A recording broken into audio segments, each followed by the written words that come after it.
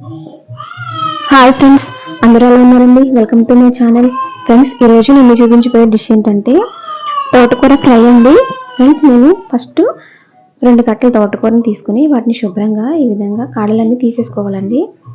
చివరి ఉంటాయి కదా, మట్టి లాంటి కాడలన్నీ తీసేసుకొని ఇలా కాడలతోటి వేసేసుకొని ఒలిచేసుకొని పక్కన పెట్టేసుకోవాలండి. ఫ్రెండ్స్, దీన్ని మనం ఇలాగా కట్ చేసుకోకుండానే వాష్ చేసుకోవాలండి, లేకపోతే ఇందులో విటమిన్స్ అన్ని పోతాయండి. చాలామంది ఏంటంటే కట్ చేసేసుకొని వాష్ చేసుకుంటారు, అలా వాష్ చేసుకోకూడదు. ఇలా ఫస్ట్ కాడలతోనే వాష్ చేసేసుకొని 4-5 సార్లు అప్పుడు మనం తోటకూరని కట్ చేసుకుంటే బాగుంటుందండి, లేకపోతే దానిలో విటమిన్స్ అన్ని పోతాయండి. నేనైతే ఈ విధంగా చేస్తాను ఫ్రెండ్స్, మీరు కూడా ఒకసారి ఇలా ట్రై చేసి చూడండి.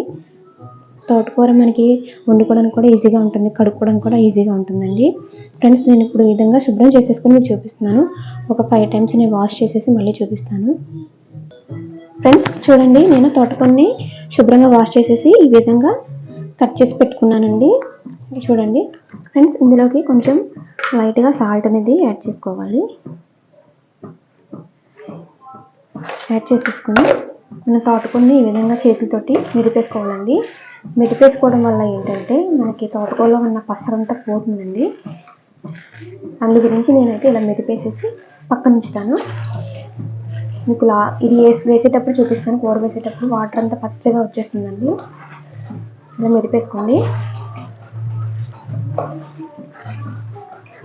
ఇలా మెదిపేసుకొని పక్కన పెట్టేసుకోండి. ఫ్రెండ్స్, తర్వాత తోటకూర ఫ్రైకి కావాల్సిన పదార్థాలు చూపిస్తున్నానండి. ఫ్రెండ్స్, చిన్న ఆనియన్ అండి, చిన్న కట్ చేసి పక్కన పెట్టుకోవాలి. 1 స్పూను జీలకర్ర, 3 ఎండుమిర్చిని కట్ చేసి పెట్టుకున్నాను. కొంచెం కరివేపాకు, ఒక 10 వెల్లుల్లిని ఈ విధంగా పొట్టు తీసేసి దంచుకొని పక్కన పెట్టేసుకున్నాను. ఇప్పుడు తోటకూర ఫ్రైలోకి ఎలా చేసుకోవాలో చూపిస్తానండి. ఫ్రెండ్స్ చూడండి, తోటకూర ఫ్రైని ప్రిపేర్ చేసుకోవడానికి నేను ముందుగా స్టవ్ ఆన్ చేసేసి కడాయి పెట్టేశానండి. దాంట్లోకి 3 స్పూన్ల దాకా ఆయిల్ వేసుకోవాలి.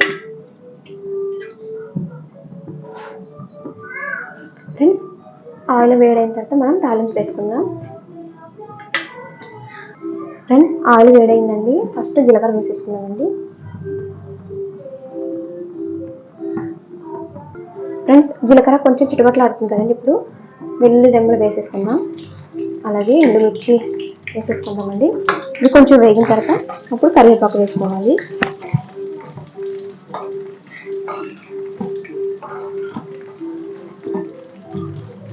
ఫ్రెండ్స్, కొంచెం వేగాయండి. ఇప్పుడు కరివేపాకు వేసేసుకుందాం.